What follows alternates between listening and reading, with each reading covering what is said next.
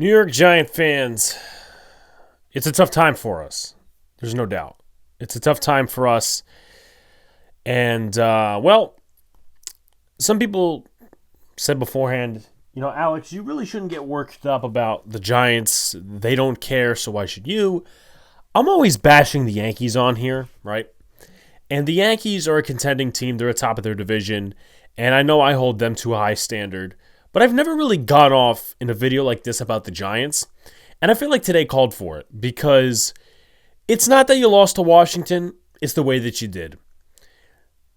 We're going to get into it. But like, comment, subscribe. Turn on post notifications so you know when a live stream pops or video drops. Appreciate y'all coming back. Share this out. Again, do all the good stuff. I don't intend on making this too long, but I'm actually pretty angry. After the game, went to work, was seething at work, and, you're going to hear some anger from me. Maybe, maybe not. I'm just going to express my thoughts to you guys and sympathize with you guys in the comments section. So, I will start out by saying this. The season is over. If you don't see that the season is over, I need to go inside your head and actually investigate what is making you think that. The Giants are 0-2. Washington has jumped them. I don't know how many 0-2 teams there are in the league. But the way that this team looked and the way this team lost, there is not many teams on the schedule that the New York Giants can beat. For me, it's probably Washington, maybe, and Carolina. That's 2 wins. Now, they will win more games this season because the Giants are so afraid of being this tanking team and losing for draft picks. That's coming from ownership. That is also GM and head coach combined because effectively, in my opinion, this regime is going to be gone at the end of the year. The way they are playing now, there is no saving them. Unless they go into some miraculous run where they beat some really good teams, nothing excuses the last 2 weeks, especially this one. I will start with the offense because there's not much there, if at all. The offense had limited opportunities. I think they had 7 possessions the entire game. 3 of them came in the first half, but we'll get into that in a second. I thought the offense looked like an average NFL offense. Daniel Jones was efficient. He wasn't great. He wasn't bad. He threw 2 touchdowns, one to Neighbors, one to Wan'Dale Robinson. Singletary did all right. The fumble hurts, but he did all right. I thought the offensive line looked pretty damn good, which is a shame because we're wasting this offensive line when some of the other issues surrounding this team, awful, terrible, whatever. Malik Neighbors, I don't really blame him for the drop. Well, I blame him for the drop. I don't blame him for the game going sour because at the end of the day, the Giants had multiple opportunities to do a couple of different things, and it's spanning more than Malik Neighbors. Malik Neighbors finished the day with 127 yards on 10 catches. He's on pace for over 1,000. He is effectively what made this offense move. But let's get into why I'm angry, why Giants fans should be angry, and everything that goes with it. So this morning, actually, let's go back to Saturday. Let's go back to Saturday, folks. They say Graham Gano was added to the injury report. He should be fine. And I said, look, there is a shot that the Giants treat this last year, treat Gano like they did last year against the Jets, where they don't elevate a kicker, they don't sign a kicker. Gano is injured. Mind you, this guy's not 20, 25 years old. He's 37. So trust me, he is getting up there in age. His accuracy is probably off a little bit. So they said, okay, he's added to the injury report, and he's going to be fine, though, which is strange because if he's fine, you probably wouldn't add him to the injury report. Nonetheless, we go to Sunday morning, around 11:30, right? So the Giants have only 52 men on their roster. I'll get into that in a sec. But I see this tweet by Dan Duggan talking about how Gano did not look good in warmups. And I put my face in my palm. I said, what the fuck are we doing? What is this? This is the same shit we did last year. The Giants are doing things that winning organizations do not fucking do. Roster gymnastics. Oh, we got to play roster gymnastics with Curtis Bolton and Carter Coughlin and this guy and that guy. We got to do roster gymnastics so no guaranteed money kicks in. That is a bad look on Joe Shane. That is a bad look on Brian Dable, but it's a bad look on Joe Shane because For 2 years, you could say that this has been his roster. This is not, oh, they came into a bad situation. No, none of that shit matters right now. I would say 95% of this roster is Joe Shane. You maxed out the credit card, you had the first round picks, you had the assets, and now this is your roster, 95%, and you're even in control of those Gettleman guys. It's not like he extended them, and it's, oh, well, I'm just, signing on to what he did. No, this is your roster, Joe Shane. The fact that we're sitting here in week 2, we don't have enough cap space to give guys guaranteed fucking money. Guys who are not, this is not Graham Gano we're talking about. This is not some star player. We're talking about giving money to special teamers. The fact that we're trying to play friggin' hopscotch with the entire roster is mediocre, not even mediocre, but poverty franchise level shit. That is what the Jets do. That is what the Panthers do. We are on that level, folks. Supposedly somebody told me this week we're not on the Jets level. Well, guess what? We just hopped beneath the Jets. The Jets hopped one up above us because they got a win against the Titans this week, right? So playing roster gymnastics, very odd. You had Jude McAtamney on the practice squad, so you could do one of two things.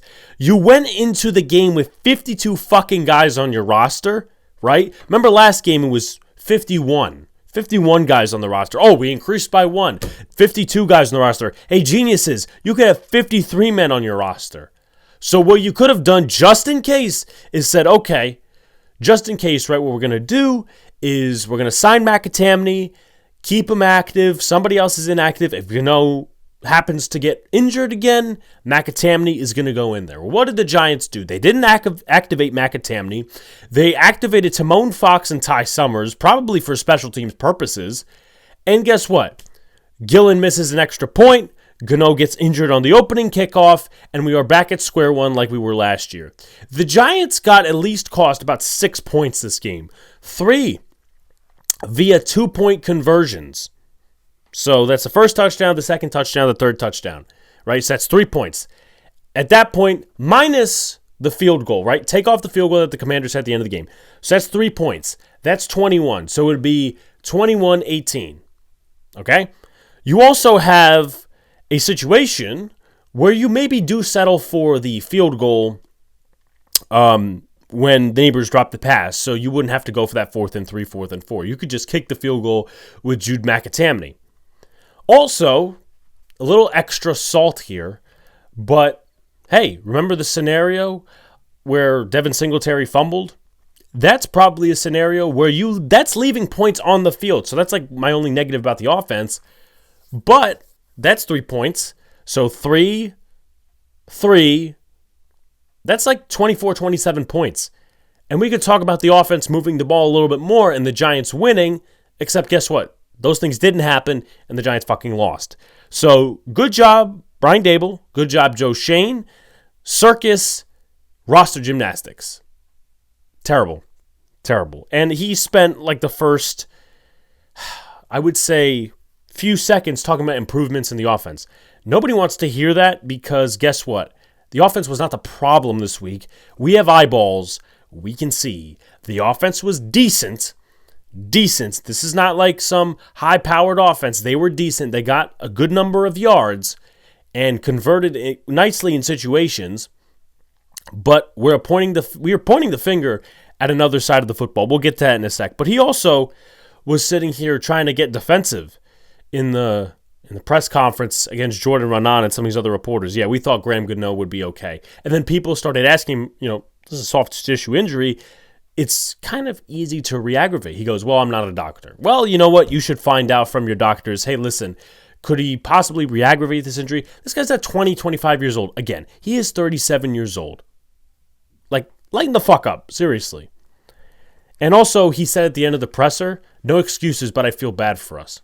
You feel bad for us. Oh, feel bad for the people who are paying for the season tickets and the parking lot fees and all this other bullshit, right? Feel bad for them. Don't feel sorry for yourself. But he's not the only guy that I'm aiming my anger at. Same thing with Joe Shane. But I will aim my anger at Daboll for this. He hired Shane Bowen. He got into arguments last year with Wink Martindale because he wanted Wink Martindale to slow it down in the Cowboys game, right? He wanted Wink to slow it down in the Cowboys game because they didn't have a good offense, because of complimentary football, because Tommy DeVito was playing.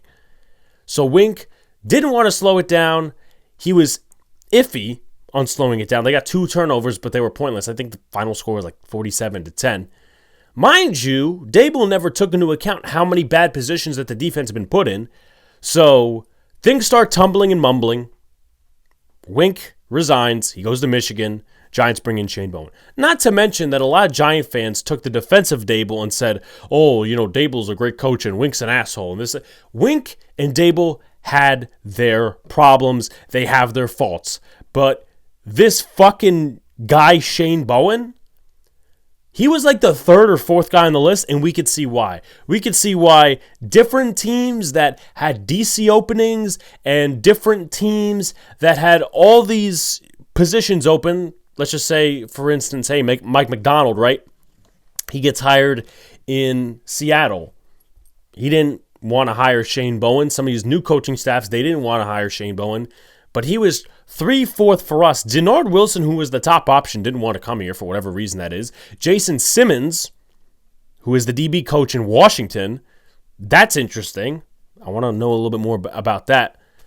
But 2 weeks in a row where there are no adjustments from Shane Bowen, and they let these guys march down the fucking field.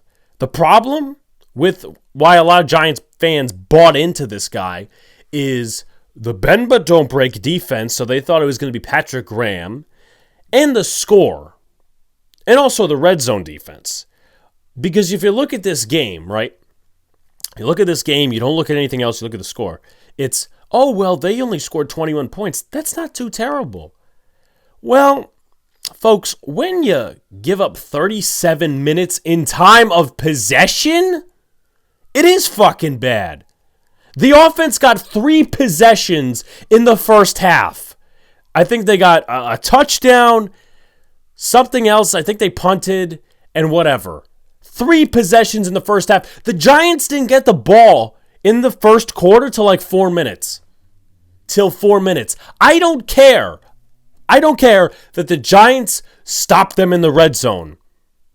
I don't care about that. Sorry, don't care. At the end of the day, it ate time of possession. And I fucking called this, but, people wanted to stay on their side. That's all fine and well. Let's see. 3rd down conversion rate. They were 50%. Now, we were 50%, but they were 50%. You know what bothers me? It's not just the 3rd down conversion rate. That's not the only thing that bothers me. How many 3rd and fucking longs do we have to give up? Jaden Daniels, 3rd and 13, running, gets the first down. He's, breaking tackles, right? Brian Robinson, 3rd down and like 13. They have a run blitz up front. Everyone's playing back. He goes right through for a first down. How many missed tackles do the Giants have? That's something I could say. I don't know about last year, but in 2022, the Giants were atop the NFL in least missed tackles under Wink Martindale. That's not something you saw, right? So you have that.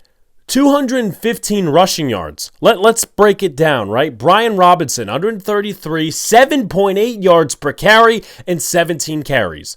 Jaden Daniels, 44 yards on the ground, 10 carries, 4.4 yards a carry.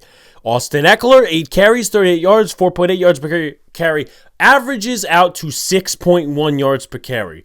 My God, Brian Dable supposedly brought this fucking guy in because, he could fix the run defense. You upgraded the defense and they still can't do dick. I don't understand that. And again, I don't know why, but they make no adjustments, very little blitzing. The blitzing actually kind of worked when they did it in this game. Not on screens, which we kept getting beat by, and these weren't, he's a speedy wide receiver. They literally threw it behind the line of scrimmage. The guy caught it, and he just had to jump through a couple of defenders, which is terrible discipline on the fucking defense. Terrible discipline. But we don't stick to the blitz, right? We don't. It would help out our secondary, but that's not possible. We sit to the bend but don't break because, hey, listen, if we only give up 21 points, that's fine. But you never give the offense enough time. That's the effing problem. 37-22 in time of possession cannot fucking happen. Especially when you have a team that's not great on offense, when you have a quarterback that's not good. Okay, he played efficient. But this is a team we knew coming into the year that they had a teeny tiny margin of error. And what are you doing with that? You're just pinching.